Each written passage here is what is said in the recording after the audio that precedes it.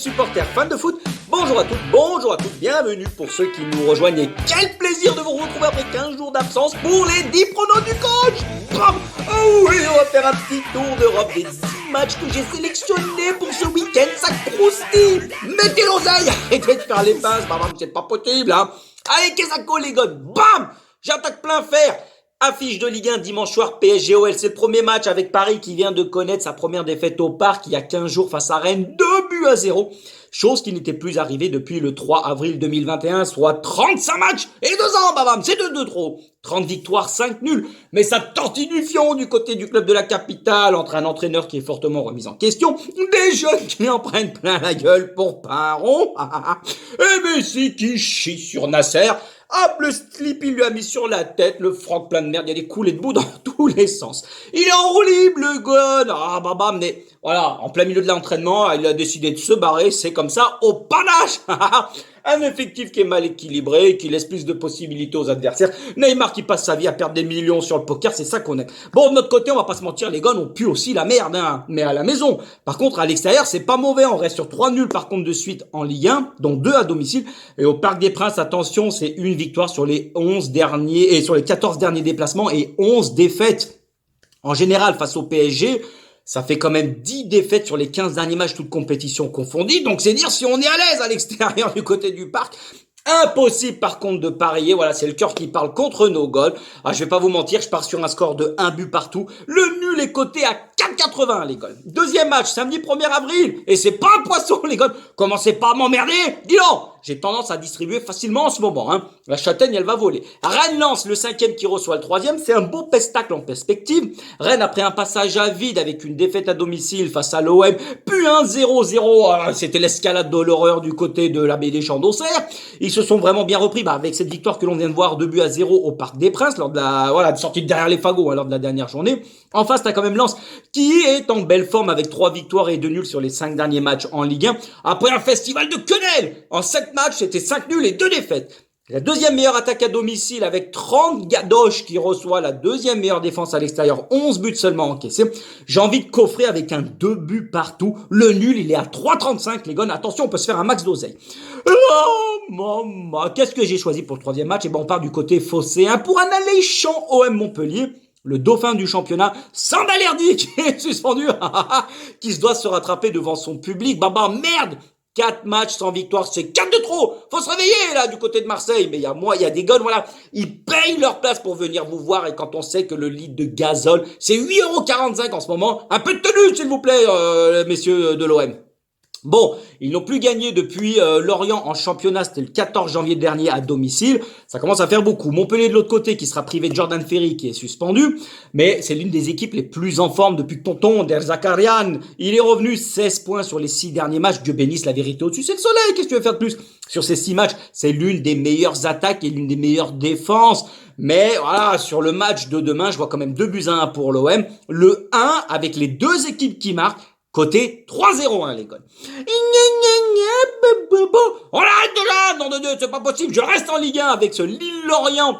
Voilà, vive la Farmers League. On manque d'agriculteurs en France. Ils sont tous à l'amour et dans le pré, dis donc. Le 6e face au 8e, donc du côté de Grimont-Pré-Joris, pour ceux qui ont la référence, avec des dogs invaincus à la maison depuis 15 matchs, toutes compétitions confondues, et en course pour l'Europe à 1 point de Rennes, tapis dans l'ombre, ne l'oubliez pas. Une défaite sur les 8 derniers matchs, et encore quel scénario, c'était ce 4-3 du côté du Parc des Princes, un match d'anthologie. Mais attention, André Gomez va être suspendu pour ce match. Lorient, eux, seront privés de Igor Silva. Et petite fringale avec une victoire sur les 4 derniers matchs. À l'extérieur, c'est une béchamel de merde, je t'en parle même pas. C'est 2 points sur les 5 derniers matchs. Je pars sur une victoire de Lille, 2-0. Le 1 avec 2 buts minimum dans le match, c'est-à-dire plus 1,5. C'est coté à 1,57. City-Liverpool, ça va payer sévère les gars en première ligue sur les coups de 13h30 GMT samedi. D'un côté, City, c'est 6 victoires d'affilée, toutes compétitions confondues. 10 matchs sans défaite, toutes compétitions confondues. Une seule défaite à domicile. C'est la meilleure attaque avec 43 buts en 13 matchs de première ligue. Il y a un gars qui est pas trop mauvais, suivez-le, il s'appelle Erling Haaland. Une machine, le mec. C'est 28 buts, déjà autant cette saison que sur toute la carrière de Claudio Beauvu. Bam! petite cartouche, et pour moi c'est gratuit, ça fait plaisir et ça fait du bien. Les Reds, 13e équipe en déplacement du côté de la Première Ligue. Défaite à Bournemouth récemment, puis élimination face au Real en Champions en ayant perdu au Bernabéu 1-0. Encore le chiffre 13. Comme ma pointure, les gars. Liverpool a pris une gadoche parmi ses 13 derniers déplacements à City. Je coffre avec un 3-1 pour les Citizens. La victoire, justement, de City avec 2 buts d'écart minimum, c'est coté à 2,25. Arsenal Leeds, je pars écrouler la buvette du côté de l'Emirates. Le leader accueille le 14e pour maintenir la cadence en tête. À domicile, c'est 35 points sur 42 possibles, c'est quand même pas mal. 6 victoires de suite en championnat, tandis que Leeds, c'est le grand chelem. Il y a une défaite, puis un nul, et une victoire. Cocorico. Sur le dernier match, pas de moustaire, moi je pars sur un 4-1. La victoire d'Arsenal avec plus de 3,5 buts dans le match, c'est coté à 2,66 les gars. Le 7e match, pour finir la course au podium, Newcastle-Man U, entre le 5e qui reçoit le 3e, avec un match qui vaut 6 points, parce qu'il y a 3 points d'écart entre les deux équipes. C'est le joint de culasse à coup sûr. Les Magpies qui ont remporté leurs 2 derniers matchs après 2 nuls et 3 défaites, toutes compétitions confondues, ils sont quand même revenus dans la course. Les Red Devils, c'est 3 victoires et un nul depuis qu'ils sont passés pour des bananes et des trompettes avec ce 7-0 du côté de Liverpool. Mais la victoire récemment en finale de la Coupe de la Ligue face à Newcastle, c'était le 26 février dernier de Manchester United, 2-0. Ça va quand même jouer dans les caboches à coup sûr. Au panache pour ce pronostic, 2-1 pour Manchester à l'extérieur. Le 2, donc cette victoire, elle est cotée à 2,82.